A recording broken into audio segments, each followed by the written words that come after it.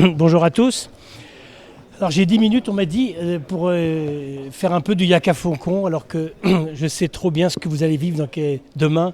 Vous allez rentrer dans vos réalités, dans le concret.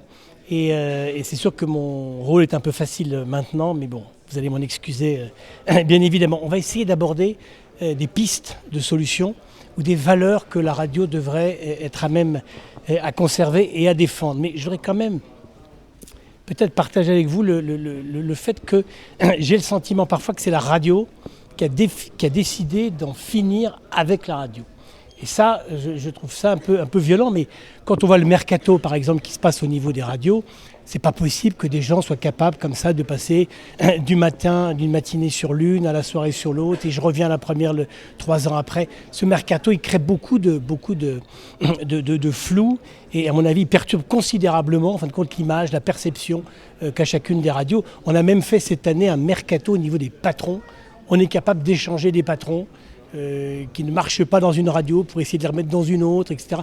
Ça, c'est quelque chose qui est totalement troublant par rapport à l'identification que chaque radio doit avoir. La gestion de la pub, je passe rapidement, mais c'est vrai que là encore, on a décidé vraiment que la radio voulait en finir avec la radio. Les pages de 6 minutes, rassurez-vous, je n'ai pas l'impression que beaucoup de gens les écoutent. Il n'y a peut-être que vous qui écoutez quand vous produisez vos émissions, mais à l'évidence, il y a un truc qui doit être bougé là. Le DAB, le DAB+, vous êtes tous ravis de courir après le DAB. J'ai quand même, moi, le sentiment que ça ne va pas être votre solution. Mais on a mis 30 ans pour la mettre en place, à peu près, avec des résultats qui sont encore très, très contrastés. Aujourd'hui, tous les médias font de la radio. On a quand même réussi à vous piquer un élément, votre métier quelque part, parce que n'importe quel journal, magazine, télé est capable de faire des podcasts aujourd'hui et de faire de la radio à votre place. C'est une preuve quand même qu'il s'est passé quelque chose qui ne va pas dans le bon sens. La créativité semble aujourd'hui quand même assez faible. Et on a peu de radios qui sont capables de renouveler vraiment leur grille, leur programme. Et ça aussi, c'est forcément un sujet.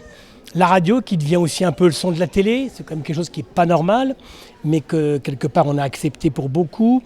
Les rediffusions, les multiples rediffusions à l'infini, comme quelque chose non plus qui n'est pas normal, je trouve, par rapport à la radio. Puis il y a des exemples aussi qui sont un peu plus comiques, mais c'est vrai que la radio reçoit beaucoup d'hommes politiques pour leur sortie de livre.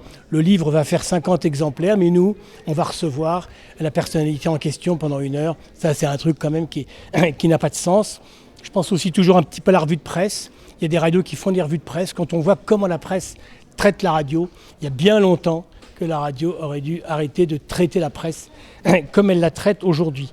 Donc la radio, j'ai l'impression qu'elle a peur maintenant d'être au lendemain d'une espèce d'âge d'or. Elle doit partager avec les autres. Et ça, c'est malheureusement quelque chose qui est inéluctable, car c'est toujours la technologie qui dicte l'éditorial. On l'a tous vécu pendant des années. La radio, c'était un meuble dans le salon. Et puis le jour où c'est passé aux grandes ondes avec des transistors, ça a totalement changé les programmes. La FM, bien évidemment. Le digital aujourd'hui. Tout ça fait qu'il y a une espèce de changement régulier dans la production des programmes. C'est la technologie qui dicte ce qu'on doit faire. Et malheureusement, on n'a pas beaucoup de choix. On a même aujourd'hui, avec le podcast, l'impression qu'il y a une espèce d'inversion des valeurs. C'est les auditeurs qui programment la radio et non plus vous. Mais ça, bien évidemment, il faut être capable de suivre malgré tout. Donc, la clé reste quand même, de mon point de vue, la différence. C'est la différence qui crée l'audience. C'est pas en faisant ce que font les autres. Ça doit exister entre vous, c'est-à-dire que sur un paysage radiophonique, il doit y avoir des différences claires entre les programmes. Ça doit aussi être le cas avec les autres médias, les autres moyens quelque part d'occuper son temps. Et donc la radio doit cultiver et garder ces différences. Donc là, je vais essayer d'appuyer sur quelques notions. Tout d'abord peut-être l'humain, ça a été dit 25 fois ou 1000 fois, mais c'est vrai que la radio c'est le plus humain des médias. Et il faudrait être sûr que chacun, quand on produit un programme, quand on dirige une radio, on ait gardé l'humain au cœur de ce qu'on fait. C'est un peu le fond de commerce, mais ça passe par la voix, ça passe par les personnalités, ça passe par la défense des opinions, ça passe par l'engagement, l'échange, la vraie vie. C'est la radio qui est capable le mieux de le projeter. Et donc l'humain, ça reste une valeur qu'on doit garantir absolument. C'est le média le plus humain. Si demain elle l'est plus, elle l'est moins, c'est forcément un problème pour son audience. Et puis, ça rejoint un autre aspect que je vous ai dû évoquer déjà, mais c'est vrai que dans nos équipes, il faut certainement recréer une génération.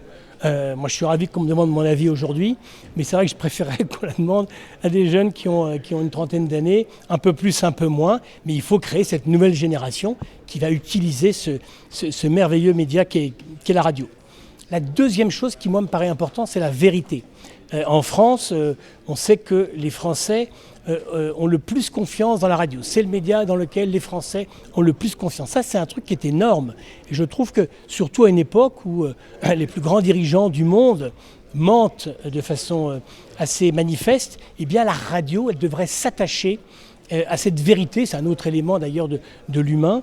Mais la radio, elle doit s'attacher par l'information, par le plaisir aussi qu'on a à produire, à écouter la radio, par le dialogue, par la consultation, par le partage, par la joie, par aussi l'intime que développe la radio. Tout ça, ça passe par la vérité. Et donc la radio devrait être le média qui défend le mieux la vérité et qui dénonce aussi les mensonges. Aujourd'hui, il y a un élément aussi par rapport à l'image, parce que ce qui nous plaît le plus, en fin de compte, souvent sur les réseaux sociaux, ce sont les images fausses, ce sont celles qui sont des détournements, tout ce qu'on peut voir bien évidemment en vidéo. Eh bien la radio, elle doit à mon avis s'attacher absolument à la vérité, et c'est une valeur qui doit être déterminante et qui doit vraiment dominer même, je trouve, le travail de la radio. La troisième chose sur laquelle moi j'aimerais appuyer, c'est le direct. Alors bien évidemment, les podcasts, tout ça, ça prend de la place, etc. On est tous d'accord, mais je pense que la radio, elle n'a pas le choix. Elle doit entretenir ce que les autres ne peuvent pas faire, là encore, c'est-à-dire le direct. Les gens font ce qu'ils veulent, quand ils veulent, où ils veulent. Et c'est sûr que la prise de rendez-vous, comme elle existait avant avec la radio, était très importante, mais il n'y a rien à faire. Il faut qu'on reste, nous, cette connexion avec la vie. Et le direct doit rester une valeur très importante de la radio. Je ne sais pas si chez vous êtes habitué à enregistrer beaucoup de choses, si vous êtes habitué à rediffuser en permanence, mais il n'y a rien à faire. C'est par le direct qu'on crée là encore de la différence et qu'on crée aussi certainement de la dépendance, parce que c'est important pour nous. La dépendance et la régularité, la façon que les gens ont à venir chez nous régulièrement, c'est cette dépendance qui peut être créée par le direct. Et donc, bien évidemment, dans la mesure du possible, restons attachés au maximum au direct. C'est sûrement d'ailleurs un comble, car on est à une époque où tout va très vite, où l'accès à l'information doit aller de plus en plus vite. C'est quand même bien la radio qui, pour ça, est la plus rapide. Et donc, quelque part, la radio doit être aussi synonyme d'urgence. C'est cette facilité-là qu'on a avec la radio, qu'aucun autre média ne peut avoir. Et donc ça, bien évidemment, essayons de nous accrocher au direct. La quatrième chose, peut-être pour moi, qui est importante, c'est la visibilité. Alors c'est un paradoxe, parce que la radio n'est pas visible, mais en même temps, c'est forcément une conséquence. Si elle ne l'est pas, il faut qu'elle le devienne encore plus. La visibilité, moi je me souviens il y a quelques années, il y a un peu longtemps maintenant, mais en France, RTL et Énergie étaient dans les 5 premiers annonceurs français. Tellement ils communiquaient, tellement ils étaient présents, par les facilités, bien évidemment, d'échange marchandises, mais à l'évidence, c'était des marques qui surcommuniquaient. Et donc ça, je trouve qu'aujourd'hui, la radio est plutôt absente du paysage.